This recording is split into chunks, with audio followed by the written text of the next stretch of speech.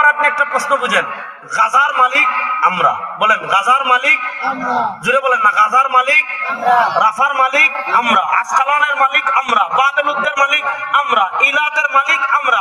আরে ভাই, রেজিস্ট্রি আমাদের, দাগ আমাদের, খতিয়ান আমাদের, পর্চা আমাদের। এখন দেখা গেল একজনের ক্ষমতা আছে, অথবা তার চাচা অমুক নেতার চামচা, তার দুলাভাই অমুক নেতার চামচা, তার বাপ অমুক নেতার চামচা। এখন রাস্তাটা জায়গার পাশে, জমিনের বিল্ডিং এর পাশে, সিটি কর্পোরেশনের পাশে এখানে বিল্ডিং বানালে অনেক টাকা সে ভাড়া পাবে। এবার সে কি করেছে, ক্ষমতা দেখিয়ে, পাওয়ার দেখিয়ে জায়গা দখল করে ফেলেছে, বাড়ি নির্মাণ করে ফেলেছে, সে নিয়মিত ভাড়াও পাচ্ছে, ওখানে বিল্ডিং করে আরাম করে সে থাকে, কিন্তু রেজিস্ট্রি তার নামে নাই, দাগ তার নামে নাই, খতিয়ান তার নামে নাই, পর্চায় তার নাম নাই। এবার বলেন, সে যদি দখল করেও ফেলে, বিল্ডিং বানিয়েও ফেলে, ভাড়া লাভও করে, ওই বাসায় সে যদি থাকেও, তারপরে এই বাড়ির বৈধ মালিক সে না, যে জায়গার মালিক সে। এবার আমার সাথে বলেন, ফিলিস্তিনের মালিক আমরা, বলেন ফিলিস্তিনের মালিক আমরা, বলেন, বলেন এটা বসাতে হবে আমাদের। ফিলিস্তিনের মালিক আমরা, গাজার মালিক আমরা, রাফার মালিক আমরা, আসকালানের মালিক আমরা, বাবেলুদ্দের মালিক আমরা, সব জায়গার মালিক আমরা। ইসরায়েল দখল করেছে, দখল করার পর কি করেছে, 2023 সালে তারা পৃথিবীর নতুন মানচিত্র প্রকাশ করেছে সারা দুনিয়ার মানুষের কাছে। অর্থাৎ এই যে মুসলমান নপুংসক যারা আছে 57টা রাষ্ট্রপ্রধান, তাদের কাছে তারা মানচিত্র প্রকাশ করেছে, নতুন ফিলিস্তিন তারা দেখিয়েছে, যেখানে পুরোটা ইসরায়েল, ফিলিস্তিন নামক রাষ্ট্র নেই। অর্থাৎ তারা বুঝিয়েছে 2023 সালের অক্টোবরের শুরুতে সারা দুনিয়ার যত আমাদের মতো দুর্বল ইমানদার মুসলমান আছে, তাদের সবার কাছে সুযোগ কেমনে পায়? কারণ হলো একটা, ওই আশেপাশে যত মুসলিম রাষ্ট্র আছে, ওখানে মুসলমানদের সংখ্যা আছে ঠিক, ওখানে সুন্দর সুন্দর কিরাত আছে ঠিক, ওখানে সুন্দর সুন্দর রুমাল আছে ঠিক, এখানে নামাজে হাত বুকের উপর বাঁধবেন নাকি নাবির নিচে বাঁধবেন এটা নিয়ে সহি হাদিস আছে ঠিক, কিন্তু ক্ষমতার চেয়ারে যাদেরকে বসাইছে সব আমেরিকার দালাল, ইসরায়েলের দালাল। আপনি চিন্তা করেন, 92% মুসলমানের দেশ, আমরা গর্ব করে বলি, এই 92% মুসলমানের দেশে আপনি 1971 থেকে 2024 পর্যন্ত দেখেন, এমনও হয়েছে আপনি হিজাব পরে এখানে যেতে পারবেন না, দাড়ি রেখে এটা করতে পারবেন না, জুব্বা পরে এটা করতে পারবেন না, পর্দা করে এখানে চাকরি করতে পারবেন না। এরপরে আপনার ধর্ম নিরপেক্ষতা চাপিয়ে দিয়ে আপনি, এমনও হয়েছে বিভিন্ন ভার্সিটিতে কে ফজরের নামাজে যায় এটা খেয়াল করছে, যে ফজরের নামাজে যায় এটা জঙ্গি, যে টাকির নিচে প্যান্ট পরে এটা জঙ্গি। এই ধরনের তামাশা আমাদের দেশে হয়েছে কি হয় নাই? কেন হয়েছে? কারণ এখানে নামাজ আছে ঠিক, খিচুড়ি আছে ঠিক, জিলাপি আছে ঠিক, মিষ্টি আছে ঠিক, হ্যাঁ, তারপরে আপনার তাবলিগ আছে ঠিক, হালকায় জিকির আছে ঠিক, মুসলমান আছে ঠিক, মসজিদ আছে ঠিক, মাজার আছে ঠিক। ক্ষমতায় যারা গেছে ভারতের দালাল।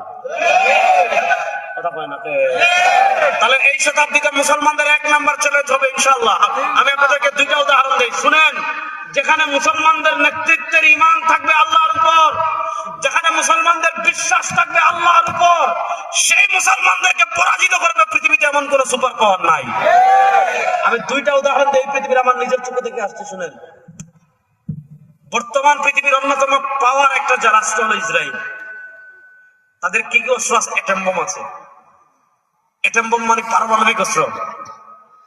তাদের আধুনিক যে ড্রোন গুলো আছে, তাদের ক্ষেপণাস্ত্র আছে, বিমান আছে, মুসাদ গোয়েন্দা সংস্থা আছে। তাদের কি আছে? আয়রন ডোম। যুবকরা ভালো করে শুনেন, আয়রন ডোম মানে আকাশ প্রতিরক্ষা। দেখেন, যে পাকিস্তানকে আমরা 1971 হারাইছি, তাদের এখন কি আছে? অ্যাটম বোম আছে। আর আমাদের বাংলাদেশের কি আছে? 2টা জিনিস আছে। একটা হলো রটা সঙ্গীত, একটা কি সঙ্গীত? রটা সঙ্গীত, বুঝছেন?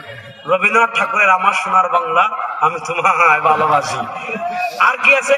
চেতনা ব্যবসা। চেতনা ব্যবসা, কেউ এটার চেতনা ব্যবসা করে, কেউ ওটার চেতনা ব্যবসা করে, কেউ ওটার চেতনা ব্যবসা করে। এই যে আমাদের ভারতের পাশে, আমাদের চারপাশে যে একটা মিনি ইসরায়েল আছে, তারা যদি আমাদের উপর অ্যাটাক করে, আপনি রবীন্দ্রনাথ ঠাকুরের আমার সোনার বাংলা বলে বাঁচতে পারবেন? এগুলা পেলে কইব, হুজুর আপনি এগুলা বলেন কেন? আমরা না বললে তোমার বাপ বলবে? আমরা বলছি, বলবো ইনশাআল্লাহ। এই দেশ তোমারও না, এই দেশ আমাদের। বলেন, এই দেশ মুসলমানদের। কাদের দেশ? মুসলমানদের। ইসরায়েলের আয়রন ডোম আছে, মানে আপনি ইসরায়েলে যদি বম মারেন বিমান দিয়ে, যুবকরা ভালো করে শুনেন, আপনি ড্রোন দিয়ে মারছেন বোমা, আপনি মিসাইল মেরেছেন, আপনি ব্যালিস্টিক মিসাইল ছেড়েছেন ইরান থেকে, 3 মিনিটে চলে আসবে ইসরায়েলে। তাহলে তাদের আয়রন ডোম আছে, মানে যখনই বোমাটা ইসরায়েলের আকাশ সীমার পাশাপাশি আসবে, সব জায়গায় সাইলেন্ট বেজে উঠবে। সাইলেন্ট বাজার ওঠার সাথে সাথে স্বয়ংক্রিয়ভাবে মিসাইল কাজ করবে, ওই বিমান আসমানে আটকাই দিবে, বোমা আসমানে আটকাই দিবে, ব্যালিস্টিক মিসাইল আসমানে আটকাই দিবে, মানে ইসরায়েলে পড়তে দিবে না। চিন্তা করেন তারা কত শক্তিশালী। এই ইসরায়েল এত একটা দুর্দশ রাষ্ট্র। আরেকদিকে দেখেন হামাস, ছোট্ট একটা এলাকার একটা মুজাহিদ বাহিনী, তাদের কোনো রাষ্ট্র ওইভাবে নাই, তাদের ওই দামি অস্ত্রও নাই, আর 57 জন নপুংসক মুসলমান রাষ্ট্রপ্রধান আছে, তাদেরকে সহযোগিতা করার মতো কেউ নাই, বরং উল্টা তাদেরকে জঙ্গি বলে। এই ধরনের উদাহরণ সমাজে আছে না নাই? আছে। আপনি চিন্তা করেন, মনে করেন এই জায়গায়, এটা সরকারি জায়গা না, যে মাঠে ওয়াজ হচ্ছে, মনে করেন এই মাঠের পাশে, ভালো করে শুনেন, এই মাঠের পাশে একটা জায়গা আছে আপনার, এই জায়গার রেজিস্ট্রি আপনার নামে, এই জায়গার দাগ আপনার নামে, এই জায়গার খতিয়ান আপনার নামে, এই জায়গার পর্সা আপনার নামে। তাহলে রেজিস্ট্রি যদি আপনার নামে হয়, দাগ যদি আপনার নামে হয়, খতিয়ান যদি আপনার নামে হয়, পর্সা যদি আপনার নামে হয়, তাহলে এই জায়গার মালিক কে? ততদিন পর্যন্ত পৃথিবীতে কিয়ামত হবে না। ততদিন পর্যন্ত পৃথিবীতে কিয়ামত হবে না। এজন্য আমার যুবকদেরকে বলবো, প্রস্তুতি নিন, ইনশাআল্লাহ। হাত তুলে বলেন ইনশাআল্লাহ।